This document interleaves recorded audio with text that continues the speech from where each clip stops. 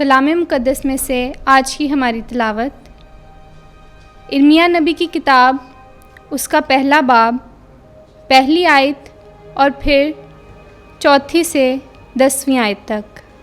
बिन्यामीन की सरज़मीन के अनातूत के काहिनों में से इर्मिया बिन हिल्किया के कलमात। खुदावंद मुझसे हम कलाम हुआ और कहा, पेशतर इससे कि मैंने तुझे बतने मादर में बनाया, मैं तुझे जानता था।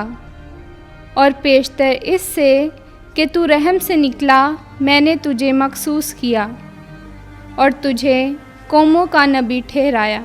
तब मैंने कहा, हाय मालिके खुदावन, देख मैं बोलना नहीं जानता, क्योंकि मैं तो लड़का हूँ।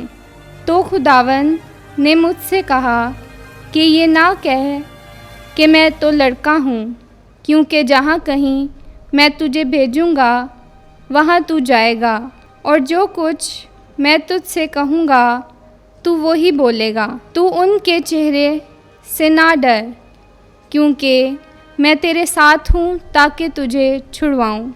तब खुदावंद ने अपना हाथ बढ़ाया और मेरे मुँह को छुआ, और खुदावंद ने मुझसे कहा कि देख, मैं अपना कलाम तेरे मुंह में डालता हूँ। देख, आज के दिन मैं तुझे कौमों पर और मुमलकतों पर इख्तियार देता हूँ, ताकि तू उखाड़े और ढाए और हलाक करे और गिरा दे और बनाए और लगाए।